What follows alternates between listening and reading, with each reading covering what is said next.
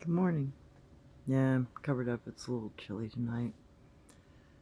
I wanted to say a few words about the diet that Gwantch and Oma have. They're omnivorous, like we are, and they seasonally change their diet. Normally, a small group between 5 and 10 individuals will forage in an area between 5 and 7 miles in diameter. The things that they will focus on in spring will be different than the things they focus on in other seasons.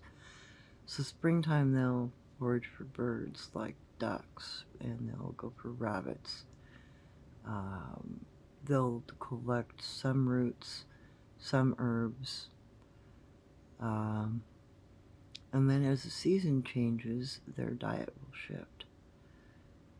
And fish is another thing they will do in spring and fall. Both of those seasons they do a lot of fish. Mushrooms too. Spring and fall they will collect a lot of mushrooms that are edible. They also can eat a few things we can't. Like, I know that the Gwantch and Oma can eat iris bulbs, which are poisonous to humans, but primates, other greater primates, can eat them. So that's a dietary difference. It's more like the other side of things. But considering that their genitalia is humanoid and their females have regular menses, I would still class them. Oh, and they have chins, so I'd still class them as more humanoid than greater, right? So at this time of year, they will start shifting to things like voles, muskrats, rats, squirrel. So when you think they are disappearing, and they're not in the area, that's not true. Look within a quarter mile north, south, east, west of the last place you found evidence, and you'll find new foraging evidence. You'll find what they're focusing on at that point in that time of year.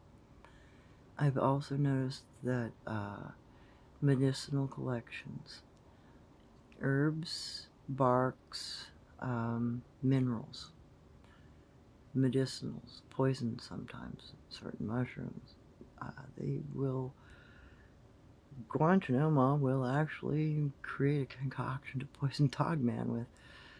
I know I fell into one of those traps and have a permanent divot in my forehead because I got spiked with poison spike. Thank God I wasn't a Dogman.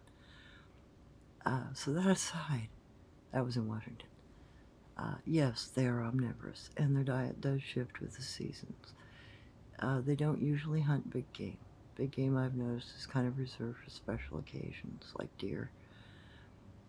I don't see them regularly hunt, like elk and that sort of thing, but then I don't go into the deep woods, typically. Dogmen have gotten a little more familiar with over the years. They eat a lot of rodents. They seem to be more carnivorous than the Oma and the Gwantch. So I don't know how many other things they might eat. I also know that the Gugwe are, the reason why they have red bones is because they have carotene poisoning because of their diet.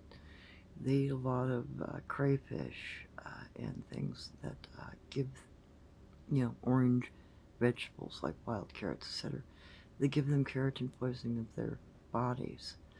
That's why some lore accounts of things like the Tengu in the Asiatic worlds, they had red skin. Here in the Americas, we have the red bone people. It's the same kind of poisoning. So those are some clues about diet. I hope that helps. And I'm sure that there are different dietary things that happen in different areas depending on what's available. I know a lot of berry collection and mustard flower and that sort of thing happens during the fall. So it would depend on what's in your area.